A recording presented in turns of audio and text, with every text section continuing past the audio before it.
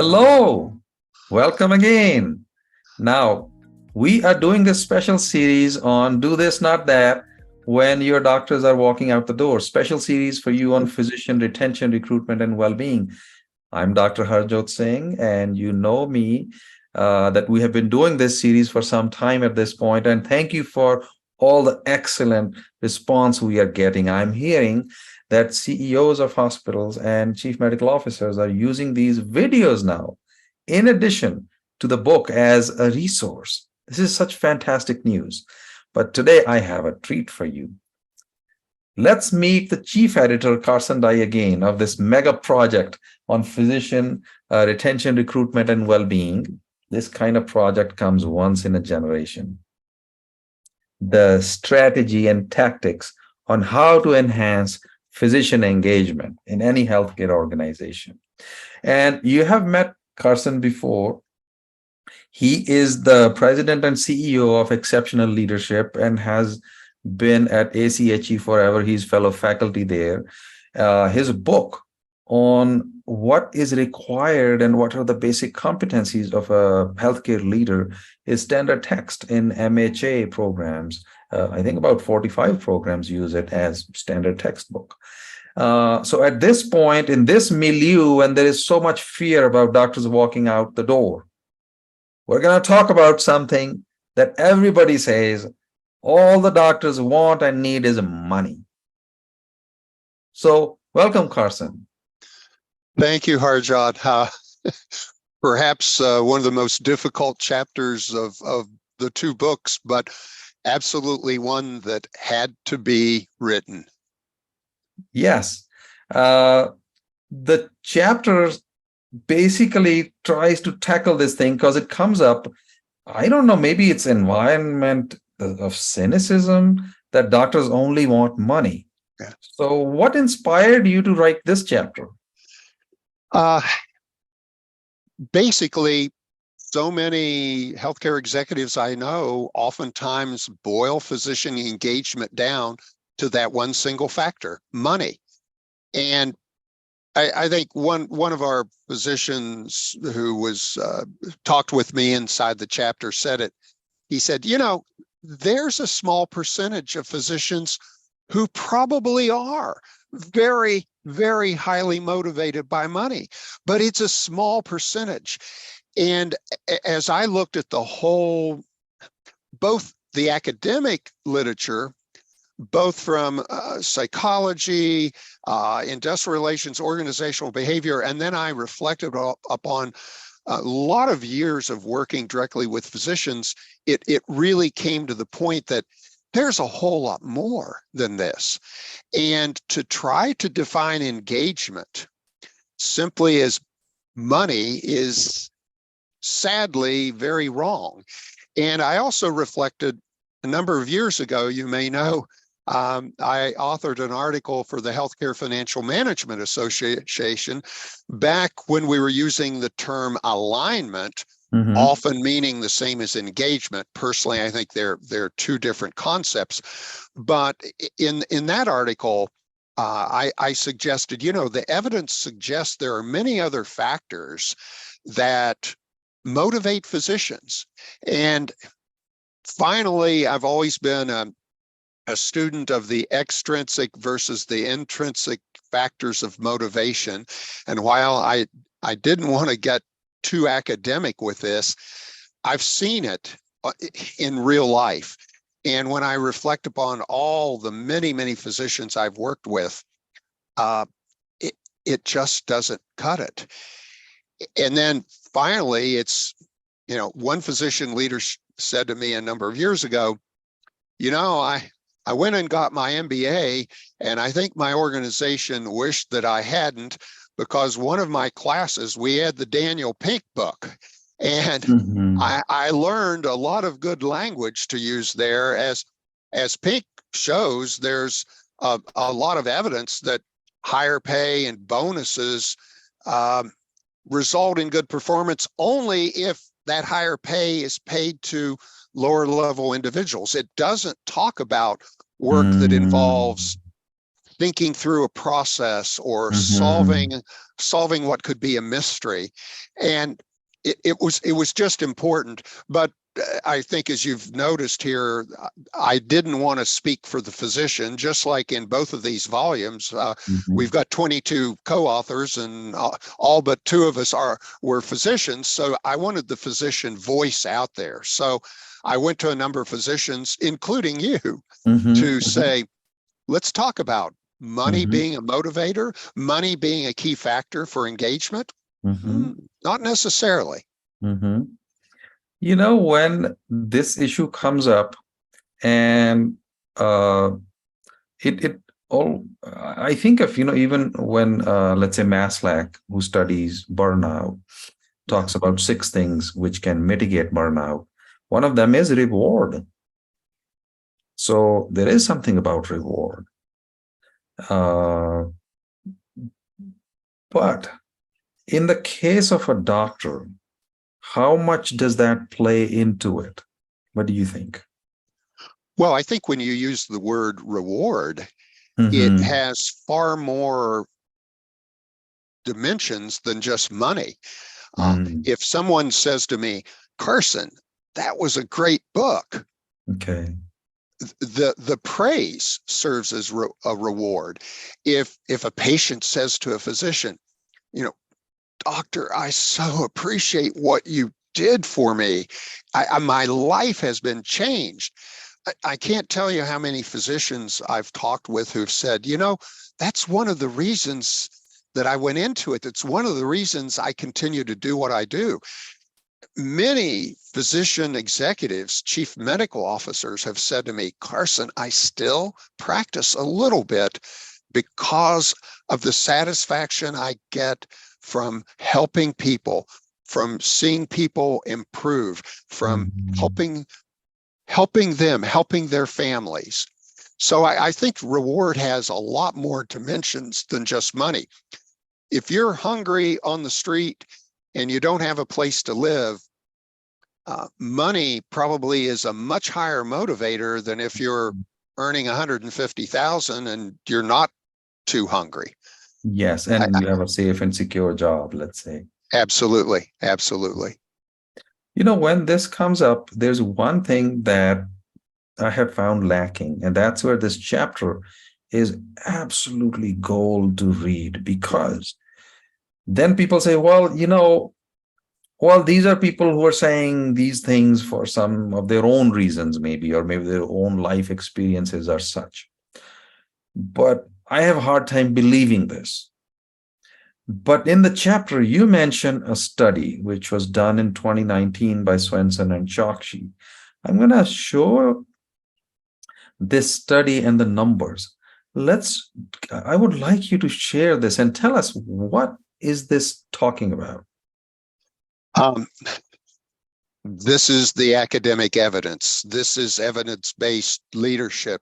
It basically asks what what are the important aspects for engagement, and the top one is clearly involving clinicians in organizational decision making. Personally, I call this a combination of what I would say line of sight. I can see what we're doing here in our clinic or in our hospital or our health system, but it also involves connections to it, having my fingerprints also on the future. The second one is somewhat related, and this is 27% saying communication about organizational objectives is very important. When I started in hospitals, every 3 years we had a strategic planning retreat. We'd invite some physician leaders. They'd come Friday evening, Saturday afternoon, we're finished. We'd work with the outside consultant. We'd do our strategic plan. And then we'd thank the physicians and say, thanks, go back to what you were doing. And then over the next 6, 8, 12 months, oftentimes we go in the C-suite and we make changes to those Mhm. strategic decisions that were made that weekend. And so what we did was we asked the physicians for input, but we didn't involve them in some changes. And then we wondered, why are they upset? Well, you're doing something different. It needs to be ongoing involvement. And that's talking about making sure they know what we're doing. And then giving them performance data compared with Mm, peers. We all know how competitive physicians grew up in pre-med, med school, residency, fellowship, et cetera. That's important. And being able to be designated, maybe a clinician champion or a part-time leader, not always a paid leadership position, but you go down this list. Let me get to the point. Look, sharing financial results with clinicians, 8% financial penalties for ignoring, 2%. mm-hmm, It's this evidence, and this is 2019. mm-hmm. Some would say, well, this was before COVID and the emphasis on money is greater. Um, I don't know that the evidence, we'll get some studies here post-COVID. I think the evidence will still show that engagement is a multifaceted issue. Mm. It's not just, let's use the word rewards. It's not just money. I'm not saying that money is important, but there are other factors that healthcare leaders need to be aware of and need to think about. And this study just promulgates that so very clearly. And this was a significant study. This wasn't a survey of 20 physicians. Why do you think this myth continues to persist then, that doctors only care about money? I think in part it's a societal belief. Mm. I think society for many, many years, oh, well, he's a doctor, she's a doctor, they're rich, they're country club types, they've got the sailboat, they've got this. And I think also we are still, in terms of the leadership world, wrapped up with the old, if you will, carrot and stick, or the hierarchy that money will move them. And in healthcare, I hate to say it, most of our board meetings, the finance committee reports the most important report. And Mm, we spend so much time focusing on the financial elements, What's our bond rating? What's this going to do to our bond rating? And I'm not saying quality is forgotten, but I worry that it's in the back seat. And mhm, one of the things I have seen all physicians surround themselves with is, yes, let's enhance quality. mhm. Well, I think that this is kind of like echo from an old time, when Adam Smith wrote Wealth of the Nations in 1776.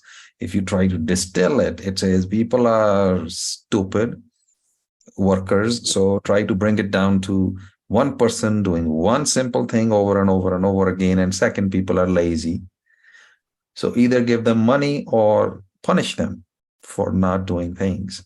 And that thing is just not going to work. However, uh, if we don't overcome these kind of basic myths or try to bring it down to just this kind of simplistic ideas, uh, I'm thinking that this will cause harm in organizations and real harm to doctors and patients both, because then doctors feel cynical about this thing.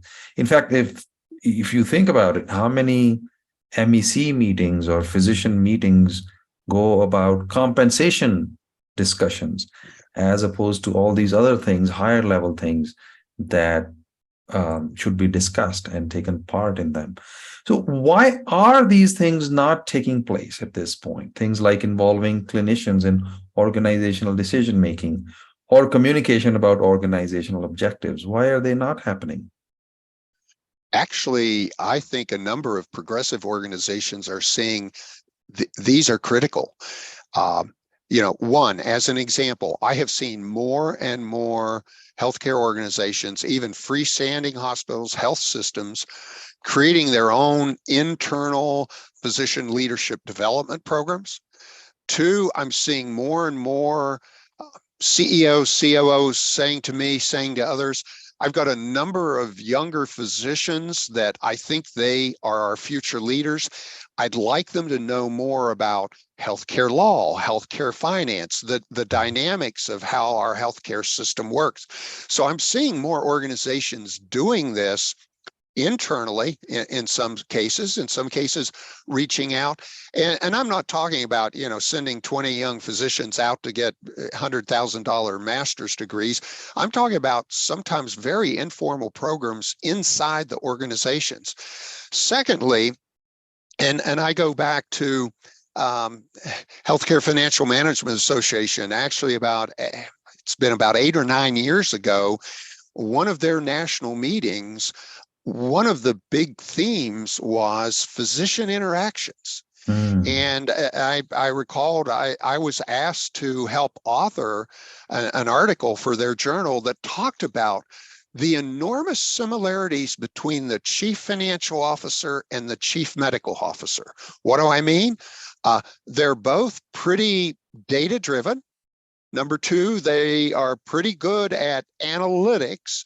Number three, they jump to the bottom line pretty quickly. And number four, if you really consider what they do, obviously the physician, the healer, is dealing with something that there's a dynamic that we can't give to the CFOs. But in many respects, the CFOs are held somewhat accountable for the health and well-being of their organizations. Enormous similarities between these. Perhaps when you look at the typical C-suite, those two have more similarities than anybody else sitting there. So I think the progressive organizations have started to catch on. I think COVID put a bunch of speed bumps in the road for all of us, certainly, but I'm seeing a lot of them get back to this. So, but I still think there is that unfortunate tendency to still come right back to it's the bottom line. It's all about the dollar. And if that's the case, as a healthcare recruiter, many times I have had situations where full-time clinicians have taken pay cuts to move into leadership roles, and they're very happy to do so. And they don't later regret it. I've seen many examples of that. And I often think about, if you just look at any of the physician compensation studies, Medscape, Sullivan, Cotter, et cetera, you'll see oftentimes certain specialties at the lower levels. It's extremely rare to think of those kinds of physicians being totally driven and engaged by just money. I don't think so. So fortunately, I think our field is catching up. I think we've got some uphill climbs. The Medicare rates aren't going to help us, and continuing fights over prior authorization and all of the entanglements make it a tough climb up that hill. But I think the good organizations are seeing this. Well, this is such a positive, hopeful note. Because you see, according to the American Medical Association in 2021, 117,000 doctors left. That's 15% of the workforce. We are feeling it, you're feeling it, I'm feeling it. And if this trend continues, then we can't just tackle it by throwing more money at it, and money that doesn't even exist. So how can we turn it around and use it in a constructive way? There you have it. We have Carson Dye teaching us in this chapter, in this twin volume, Strategy and Tactics. And that this is one of the best chapters ever written on what motivates doctors and how you should first overcome this myth that all doctors want is money. Yes, money is important. But then beyond that, there is something else that has to happen. Otherwise, you're not going to engage any doctor. And on that note, we are saying goodbye. And in the chapter itself, there are lots of small little nuggets as well. And you'll have to read the chapter to learn about them. So share and repost the video. And you can contact me, you can contact Carson if you want to have these kind of ideas and you want to brainstorm and figure out how we can help you as well. So thank you. Thank you, Carson. Thank you, Harjot. Always good to work with you.